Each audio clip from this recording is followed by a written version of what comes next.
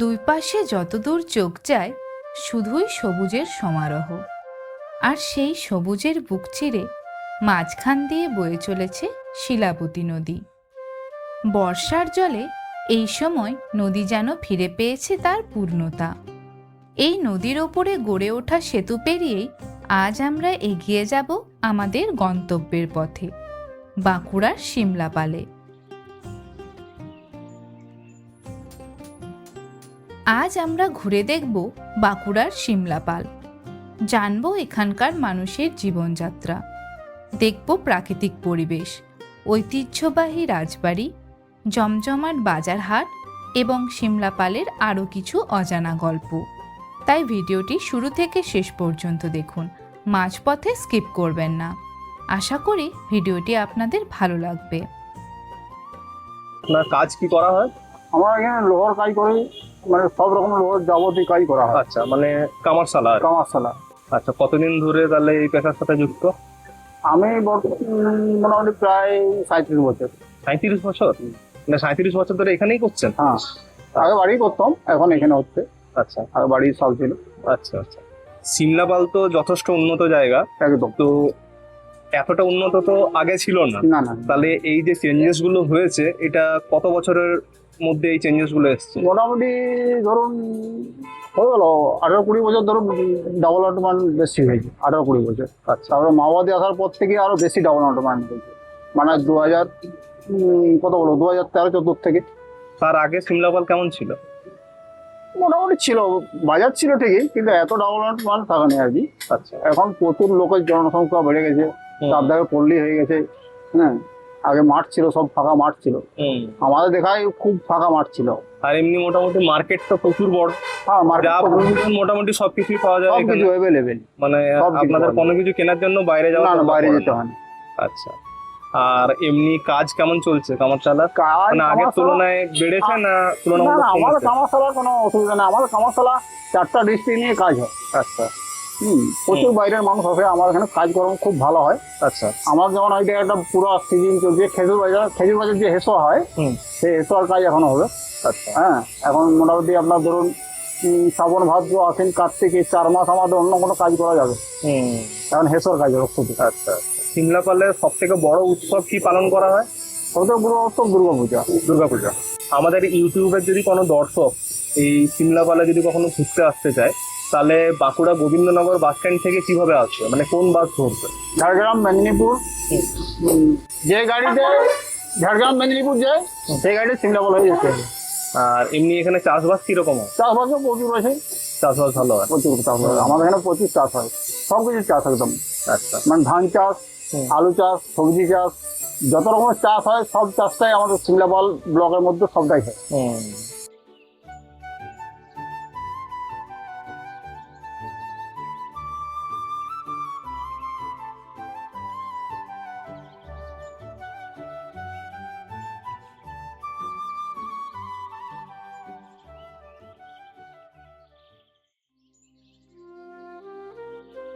এটি সিমলাপালের ঐতিহ্যবাহী প্রাচীন রাজবাড়ি।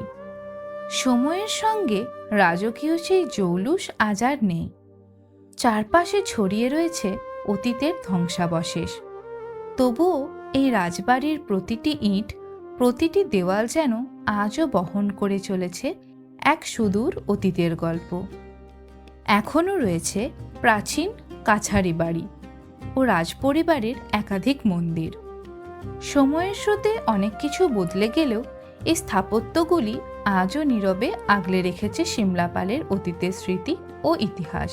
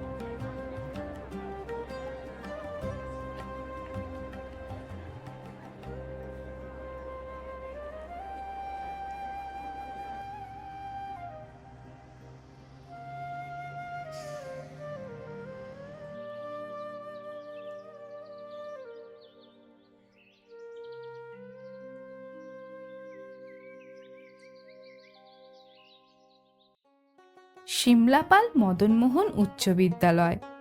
1938 সালে প্রতিষ্ঠিত এই বিদ্যালয়টি সিমলাপালের শিক্ষার ইতিহাসের সঙ্গে দীর্ঘদিন ধরে জড়িয়ে রয়েছে। প্রতিষ্ঠার পর থেকে বহু বছর ধরে এই বিদ্যালয় জ্ঞানের আলো ছড়িয়ে চলেছে, তৈরি করেছে অগণিত ছাত্রছাত্রীর ভবিষ্যতের পথ। সময়ের সঙ্গে চারপাশের অনেক কিছু বদলেছে, কিন্তু প্রজন্মের পর প্রজন্ম ধরে শিক্ষার এই যাত্রা আজও অব্যাহত রয়েছে।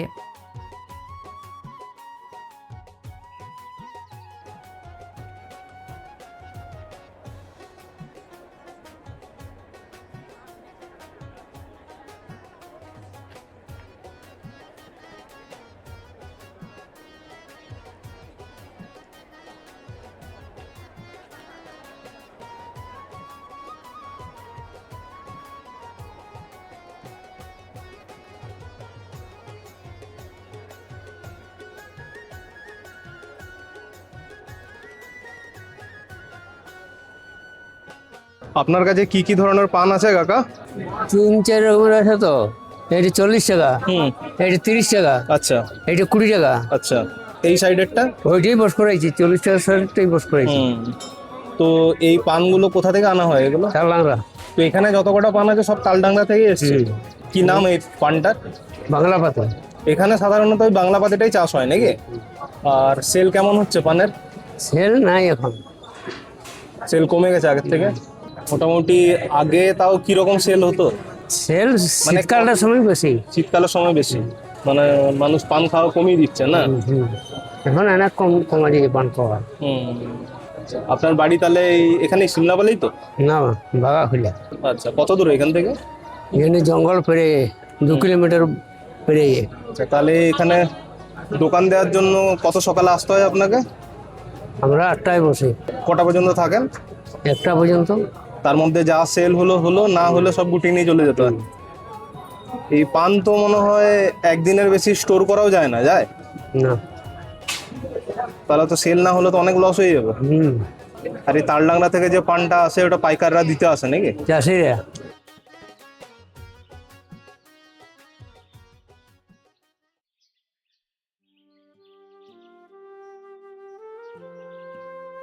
এখানে যেমন রয়েছে পাকা বাড়ি, পাকা রাস্তা, উন্নত বাজার এবং আধুনিকতার ছোঁয়া, তেমনি এই এলাকার অন্য এক ছবিও রয়েছে। এখানে বসবাস করেন বহু আদিবাসী মানুষ ও আর্থিকভাবে পিছিয়ে থাকা পরিবার। অনেকেই এখনও খুব সাধারণ ঘরবাড়িতে নানা অভাব অনটনের মধ্যে কষ্ট করে দিন কাটান। এখন আমরা সেই মানুষগুলোর কাছেও পৌঁছে যাব, ঘুরে দেখব তাদের ঘরবাড়ি, কাছ থেকে জানব তাদের জীবনযাত্রার কথা, আর তাদের মুখ থেকেই শুনে নেব প্রতিদিনের জীবনের নানান গল্প।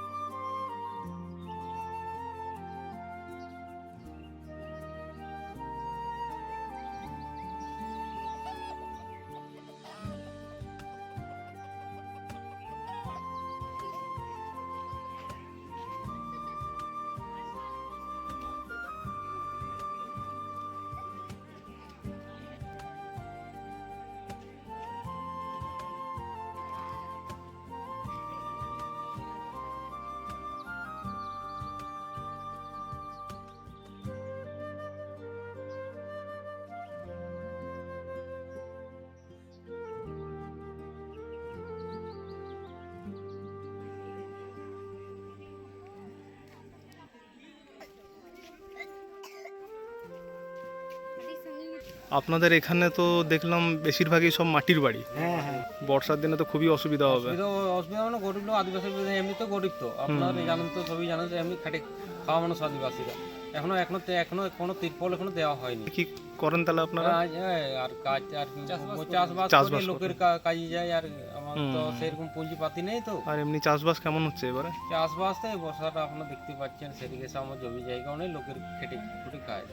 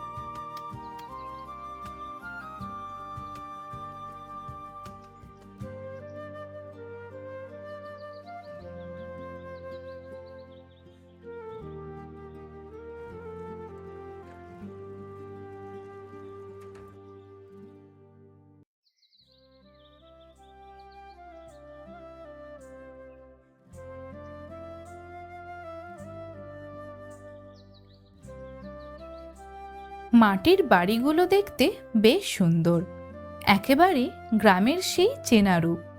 বাড়ির ভেতরে রয়েছে মাটির তৈরি বেশ পুরনো একটি সিঁড়ি, আর পাশেই দেখা গেল একটি ঢেঁকিও। এখন আর খুব একটা ব্যবহার না হলেও এই বাড়িতে সেই পুরনো ঢেঁকিটি যত্ন করে রাখা রয়েছে।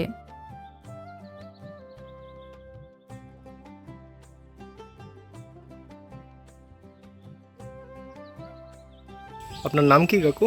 আমার নাম অজিত শেখ। আচ্ছা, আপনার কাজ কি করা হয় তাহলে? আমি বেকার। আচ্ছা, এমনি চাষবাস কিছু করা হয় না? না, ভাঙা ফুটা ঘর নিয়ে আছে, যদি ঘর দুয়ার একটা দিলে ভালো হয়। আমরা 40-45 বছর আগে যা কষ্টটা পেয়েছি, এখন সে কষ্টটা পাইনি। রেশনটা দিচ্ছে ফ্রি, ওইটাই ফ্রিতে মোটামুটি কোনো রকম অভাবটা কিছু নিবারণ হচ্ছে, কোনো অসুবিধা হয়নি। মানুষ তো খেতে পাচ্ছে, পেটে মরেনি। আচ্ছা, আগে খুব কষ্ট ছিল। হ্যাঁ, কাজ করে জন খাটতে গেলে 50 টাকা বেতন পেতাম, তাই পুরা সংসারটা চালাতাম। 50 টাকায় হতো না। কষ্ট মষ্ট করে মাল আমানি করে খেয়ে দিয়ে কোনো রকম সংসারটা চালিয়ে গেছি। আর আপনার বাড়িতে কে কে আছেন? আমরা এখন স্বামী স্ত্রী, তারপর এই ছেলেদের ঘর সব। আর এমনি ছেলেরা কাজবাজ করেন? ছেলেরা এমনি এটা সেটা কাজ করে, কেউ মিস্ত্রি কাজ করে, কেউ রঙের কাজ করে, এরকমই আর কি।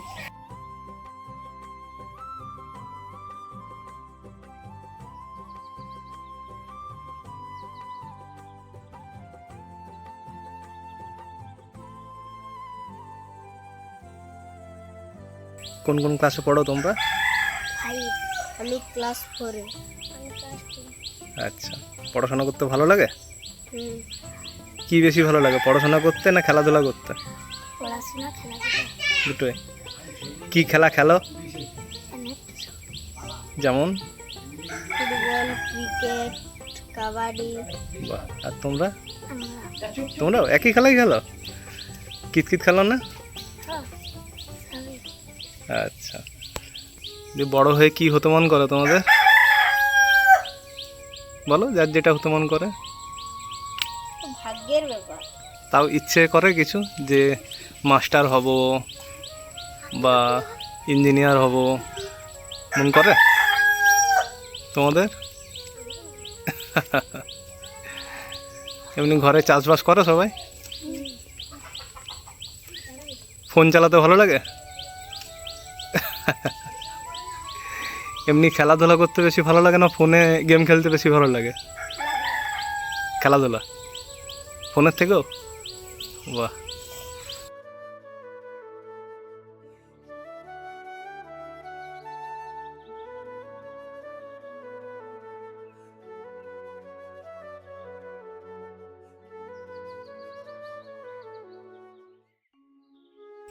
এটা কি গাছ বাবু?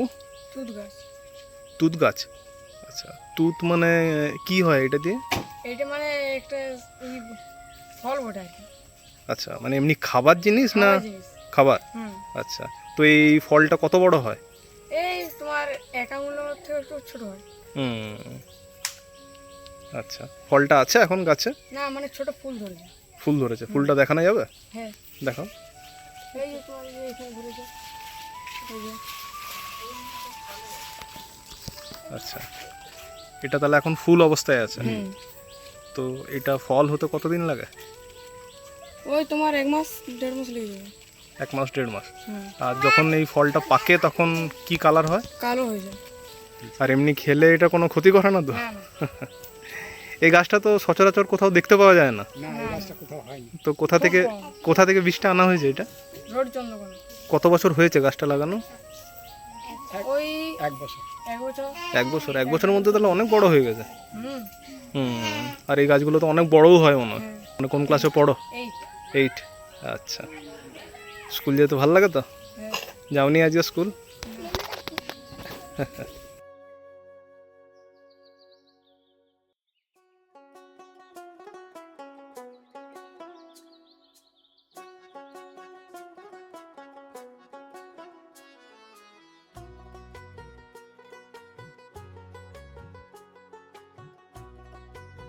এবার চলে এলাম সিমলাপাল বাজারে।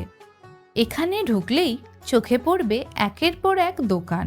কোথাও সাজানো রয়েছে টাটকা ফল, কোথাও রকমারি সবজি, আবার কোথাও খাবারের দোকান আর গরম তেলে ভাজার গন্ধ।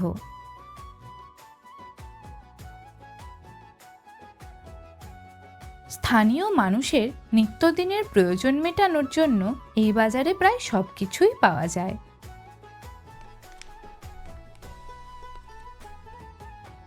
এটি রবীন্দ্র পাঠচক্র। এই লাইব্রেরিতে বিভিন্ন ধরনের বই পাওয়া যায়। পড়াশোনা ও জ্ঞান চর্চার জন্য শিক্ষার্থীদের পাশাপাশি বইপ্রেমী মানুষজনও এখান থেকে উপকৃত হন।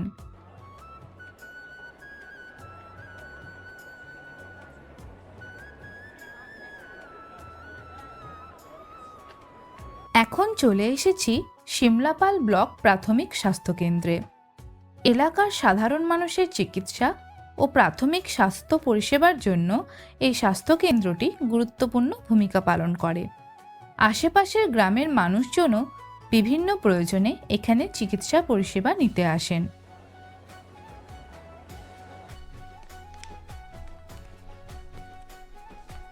এটি এখানকার শিব দুর্গার মন্দির। দুর্গাপুজোর সময় এখানে মায়ের প্রতিমা তৈরি করে ধুমধাম করে পুজো করা হয়। পুজোর দিনগুলিতে মন্দির প্রাঙ্গণও হয়ে ওঠে বেশ জমজমাট।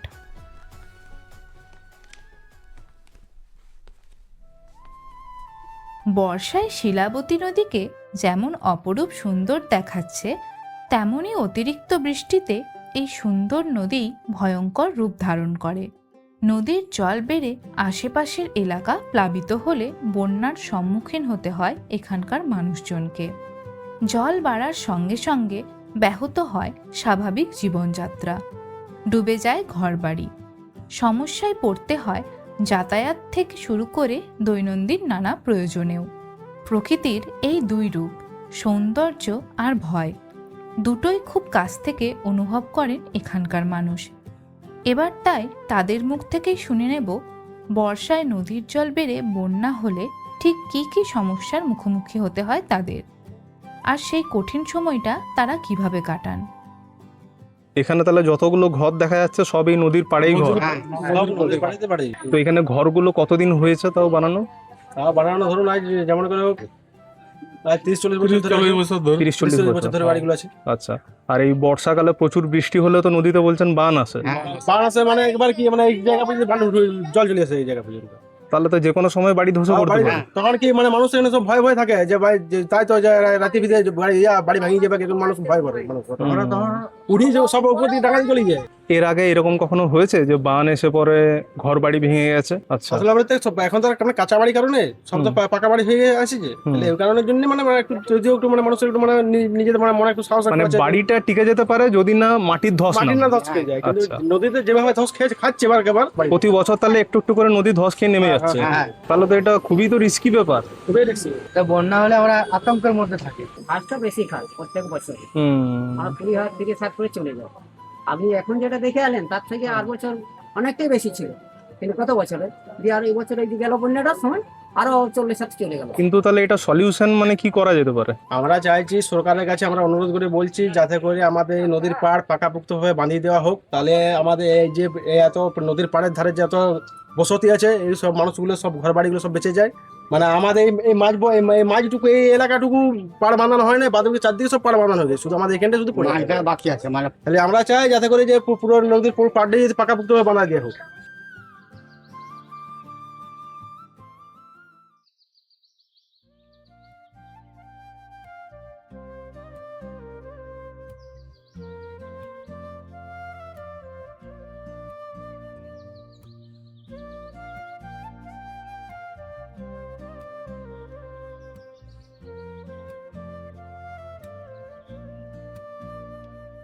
সারাদিন শিমলাপালের বিভিন্ন জায়গা ঘুরে দেখার পর এবার একটু বিশ্রামের পালা।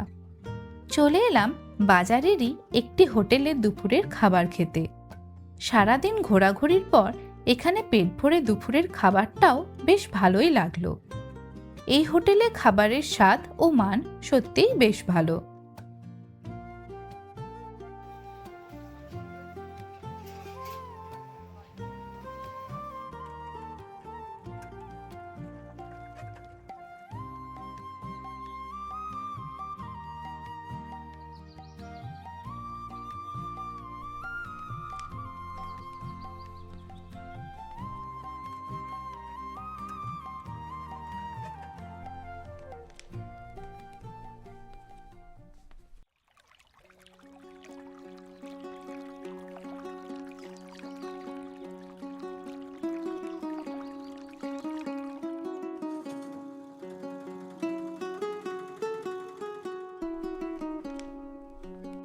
বাঁকুড়ার সিমলাপাল ঘুরে আমাদের তো খুব ভালো লেগেছে। আশা করি আপনাদেরও ভালো লেগেছে। ভিডিওটি ভালো লেগে থাকলে লাইক, শেয়ার ও কমেন্ট করুন। আপনাদের একটু সাপোর্ট আমাদের ভিডিও করায় আরও অনেক বেশি উৎসাহ যোগাবে। ভিডিওটি যাতে আরও সকলের কাছে পৌঁছায় তাই ভিডিওটিতে হাইপ দিতে ভুলবেন না। গ্রাম বাংলার আরও সুন্দর সুন্দর ভিডিও দেখতে আমাদের ব্লগ থাস চ্যানেলটিকে অবশ্যই সাবস্ক্রাইব করবেন। আবারও ফিরে আসব গ্রাম বাংলার আরও কোনো অচেনা গ্রামের গল্প নিয়ে। ততদিন ভালো থাকুন, সুস্থ থাকুন।